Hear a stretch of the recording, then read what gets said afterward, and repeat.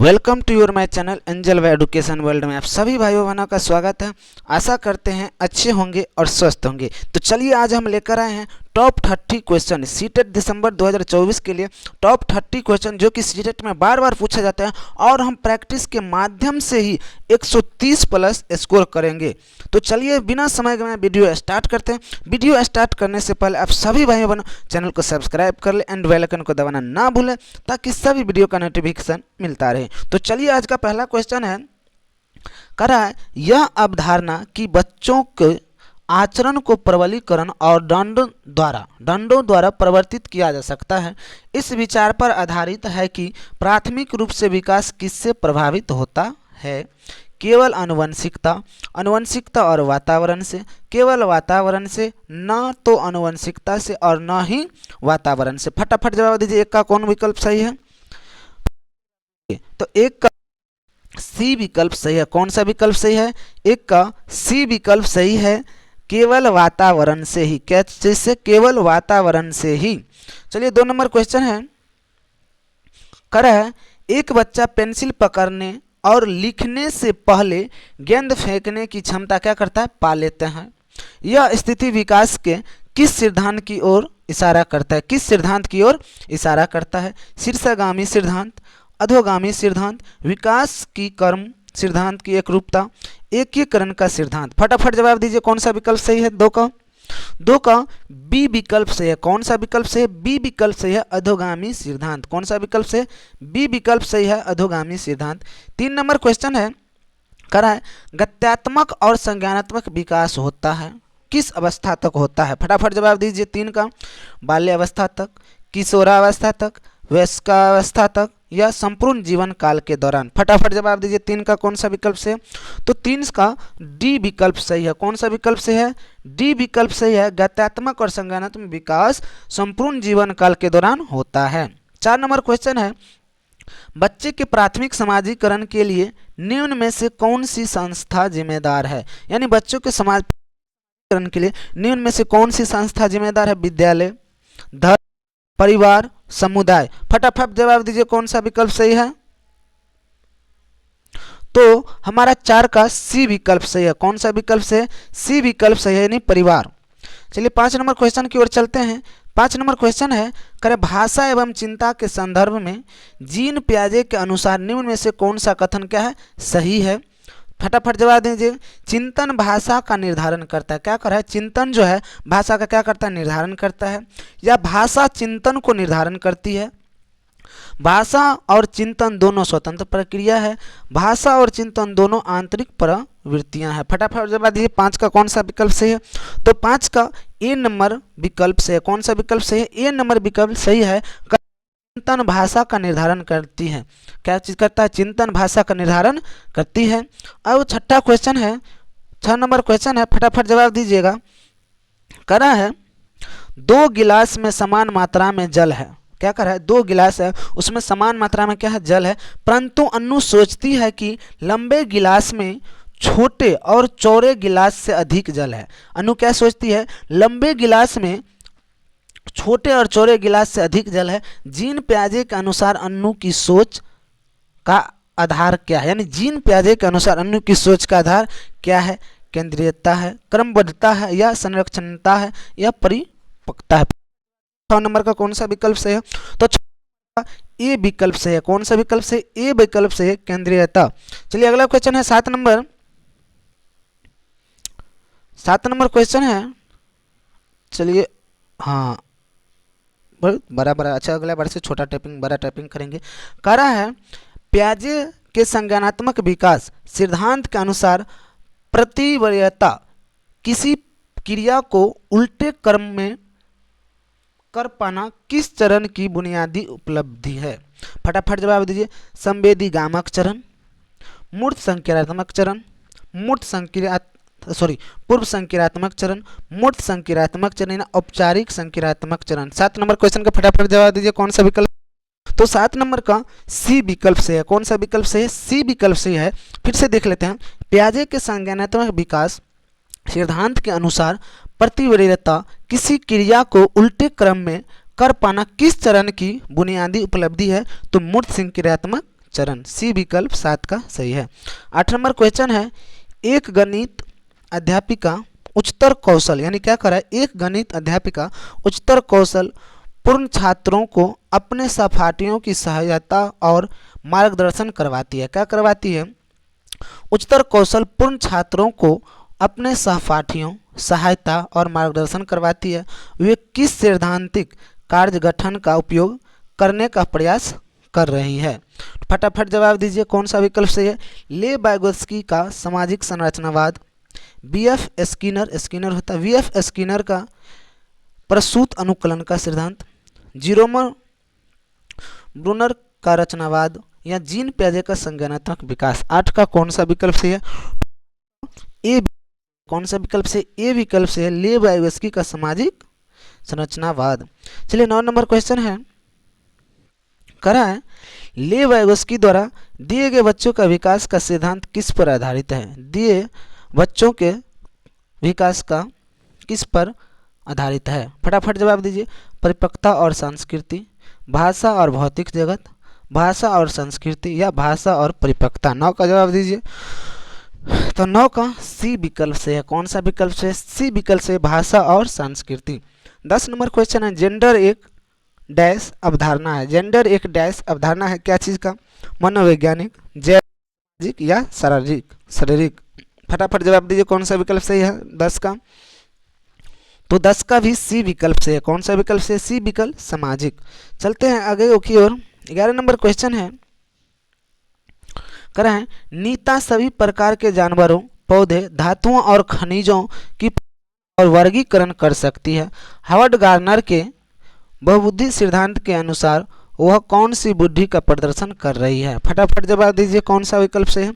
अंतः व्यक्ति, प्रकृतिवादी, भाषा, या अंतर व्यक्ति। 11 का कौन सा विकल्प सही है? तो 11 का विकल्प से बी विकल्प सही है। बी विकल्प सही है। अगला क्वेश्चन है, कक्षा में व्यक्तिगत विभिन्नताओं को संभालने हेतु एक प्राथमिक शिक्षिका को निम्न में से क्या करना चाहिए? कक्षा में सबके लिए कड़े नियम बनाना चाहिए और उनकी अवज्ञा करने वाले बच्चों को दंडित करना चाहिए। अवज्ञा करने वाले बच्चों को क्या करना चाहिए? दंडित करना चाहिए। प्राथमिक स्तर पर पेपर पेंसिल आधारित मानक परीक्षण का उपयोग करना चाहिए। सभी के लिए समान पाठ्यक्रम और अधिगम गति निर्धारित करनी चाहिए। विद्यार्थियों को अधिगम के विविध अवसर प्रदान करने चाहिए। फटाफट 12 का कौन सा विकल्प से? तो 12 का डी विकल्प से है। डी विकल्प सही है।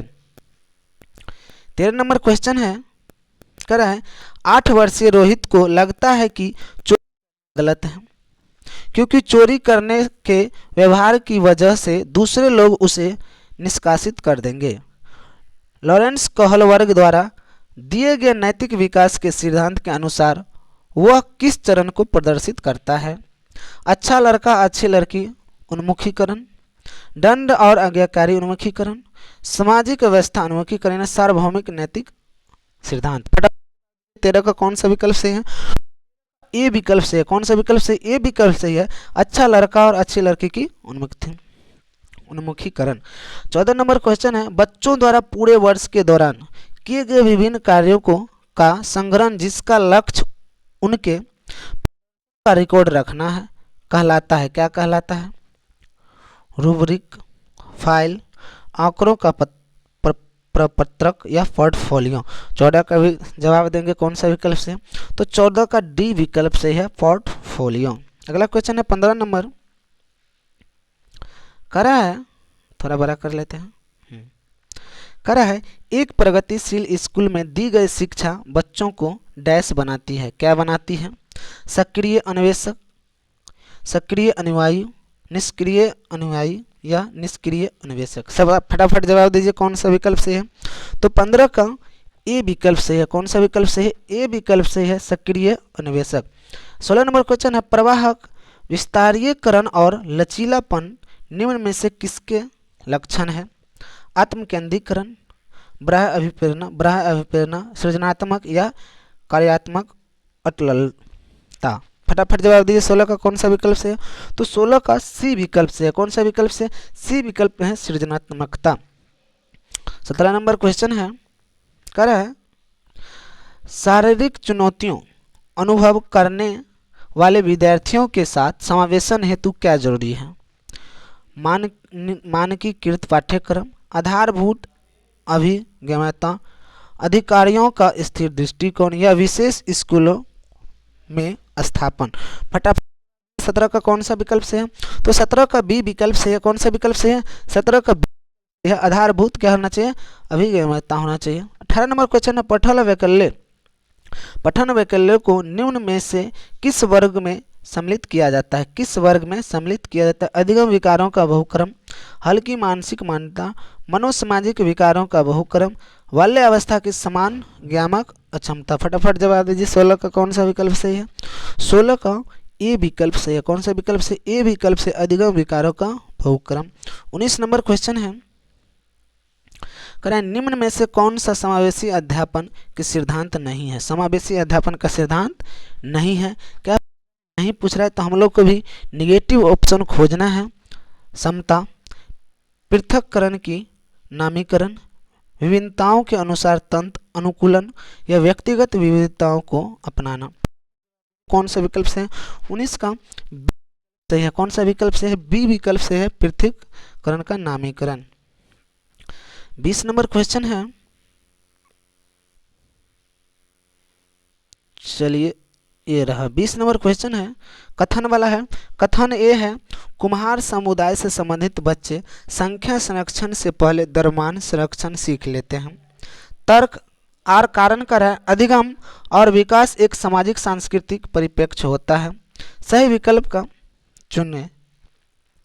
ए और बी दोनों सही है और आर सही व्याख्या करता है किसका? ए की।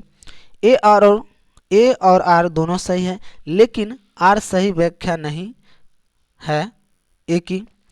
ए सही है लेकिन आर गलत है। ए और आर दोनों गलत है। 20 का फटाफट जवाब दीजिए कौन सा विकल्प से है? तो बी का ए विकल्प सही है। ए और आर दोनों सही है और आर ए की क्या करता है? सही व्याख्या करते हैं। 21 नंबर क्वेश्चन है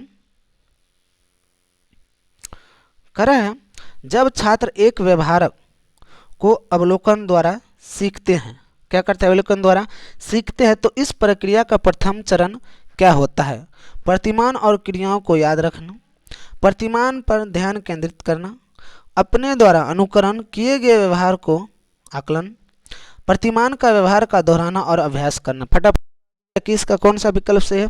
तो 21 का बी विकल्प सही है। प्रतिमान और ध्यान क्या करना चाहिए? केंद्रित करना चाहिए।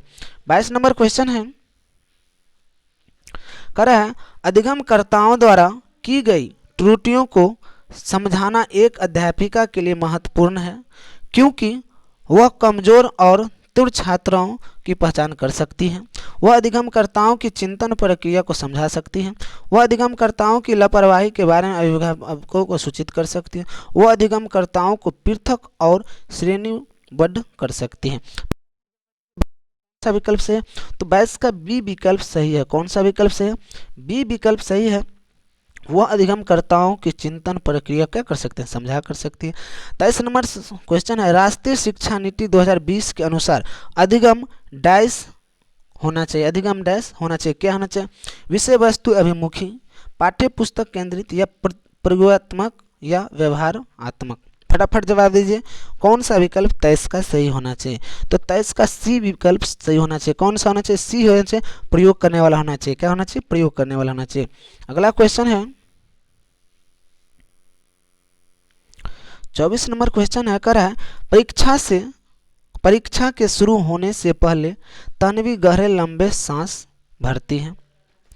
दुश्चिंता से निपटने के लिए वह डैश तकनीक का इस्तेमाल कर रही है। समस्या समाधान, भाव नियमन या परिहारता या खंडन। फटाफट जवाब दीजिए 24 का कौन सा विकल्प से है? तो 24 का बी विकल्प से है। कौन सा विकल्प से है? बी विकल्प, भाव नियमन। अगला क्वेश्चन है 25 नंबर कह रहा है कोविड-19 महामारी में तालाबंदी के दौरान बिना किसी के बढ़ावा दिए, यहाँ बिना होता, बिना किसी के बढ़ावा दिए ही रोहिणी अपनी बड़ी बहन के पास मौजूद कहानियों की पुस्तक को पढ़ना पसंद करती है। तो रोहिणी एक क्या है? प्रयोगात्मक अधिगम करता है, स्वप्रेरित अधिगम करता है, प्रदर्शन अभिमुखी अधिगम करता है या बाह्य प्रेरित अधिगम करता है। 25 का जवाब दीजिए कौन सा विकल्प से है? बी विकल्प से है। कौन सा विकल्प से? बी विकल्प से है, स्व प्रेरित अधिगम करता है। 26 नंबर क्वेश्चन है, बच्चा द्वारा ग्रहित और वैकल्पिक संकल्पनाओं और भ्रांतियां क्या दर्शाती है? अधिगम अक्षमता, किसी सब संप्रयत के बारे में सहज विचार, या निराधार दावे, या अस्थायी संकल्पना ठहराव। फटाफट जवाब दीजिए 26 का कौन सा विकल्प? तो 26 का बी विकल्प से है। कौन सा विकल्प से है? बी विकल्प से है। चलिए 27 नंबर क्वेश्चन पे चलते हैं। 27 नंबर क्वेश्चन है, निम्न में से कौन सी शैक्षणिक योजनाओं एक प्राथमिक स्तरीय कक्षा के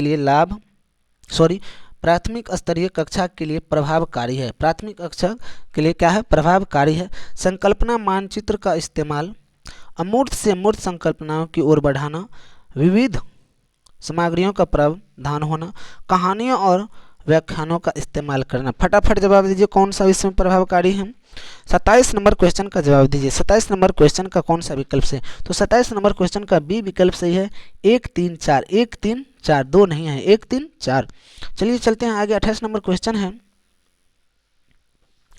कह रहा है एक प्राथमिक शिक्षिका अपने छात्रों को सभी जानकारियों को कम से कम 5 बार अपनी कॉपी में लिखने के लिए क्या कहती है? शिक्षण की यह विधि है, क्या है? अत्यधिक प्रभावकारी है, क्योंकि पूर्व अभ्यास और पुनरावृत्ति विषय वस्तु के अर्थपूर्ण अधिगम को अत्यधिक सहायता करते हैं। प्रभावकारी है क्योंकि किसी भी जानकारी को 5-5 बार से कम पुनरावृत्ति करने के तत्काल भूलने की संभावना रहती है। प्रभावकारी नहीं है क्योंकि केवल पूर्वाभ्यास करना अर्थपूर्ण अधिगम की उपयुक्त तकनीक नहीं है। प्रभावकारी नहीं है क्योंकि पूर्व अभ्यास अर्थपूर्ण अधिगम के एक जटिल प्रक्रिया है। ये कौन सा विकल्प सही है? विकल्प से है। कौन सा विकल्प से है? सी विकल्प सही है। प्रभावकारी नहीं है क्योंकि केवल पूर्वाभ्यास करना अर्थपूर्ण अधिगम का उपयुक्त क्या है? तकनीक नहीं है। 29 नंबर क्वेश्चन है, निम्नलिखित में से कौन सी योजनाएं समस्याएं समाधान के लिए प्रभावशाली है? फटाफट जवाब दिए। कलन विधि, अन्वेषण, बिना बोध के त्रुटि दोहराव, या प्रकारात्मक अवधता। फटाफट जवाब दीजिए 29 नंबर क्वेश्चन का। 29 नंबर क्वेश्चन का बी विकल्प सही है। 1 और 2 सही है, बाकी बात 3 4 क्या है? गलत है। अगला क्वेश्चन है, कह रहा है निम्न में से कौन सा क्रियाकलाप बच्चों के सीखने में उनके पूर्व ज्ञान का प्रयोग नहीं करता है? रटना, विचारावेश, स्कीमा, सक्रियता, या संकल्पना मानचित्र। 30 नंबर क्वेश्चन का जवाब दीजिए। तो नहीं पूछ रहा है तो हम भी नहीं पर जाएंगे, तो ए विकल्प से। 30 का कौन सा विकल्प से? ए विकल्प से। आज का सेकंड लास्ट क्वेश्चन है, विकास के विषय में सही विकल्प चुनिए। विकास एक दिशाई और एक यामी होता है। विकास परिवर्तनीय है। विकास पूर्ण रूप से आनुवंशिकता या संयोजनाबद्ध है। सभी व्यक्ति एक ही आयु और गति का विकास का प्रभाव प्राप्त करता है। फटाफट कौन सा विकल्प सही है? तो 31 का बी विकल्प से है। विकास क्या है? परिवर्तनीय है। आज का लास्ट क्वेश्चन है, कह रहा है निम्न में से विकास का कौन सा सिद्धांत प्रस्तावित करता है कि बच्चे अपनी भुजाओं पर उंगलियों से पहले मांसपेशियों नियंत्रण कर पाते हैं? उद्गामी सिद्धांत, शीर्षगामी सिद्धांत, तथ्यों का सिद्धांत, या पदानुक्रम एकीकरण सिद्धांत। 32 नंबर क्वेश्चन का फटाफट जवाब दीजिए। तो चलिए 32 नंबर क्वेश्चन का यही विकल्प सही है। अब वीडियो अच्छा लगा होगा तो चैनल को सब्सक्राइब जरूर, बेल आइकन को दबाना ना भूलिएगा ताकि सभी वीडियो का नोटिफिकेशन मिलता रहे। और आप लोग कमेंट में अवश्य कमेंट कीजिएगा कि 32 में से आप लोग का कितना स्कोर बना। चलिए, जय हिंद, वंदे मातरम, धन्यवाद।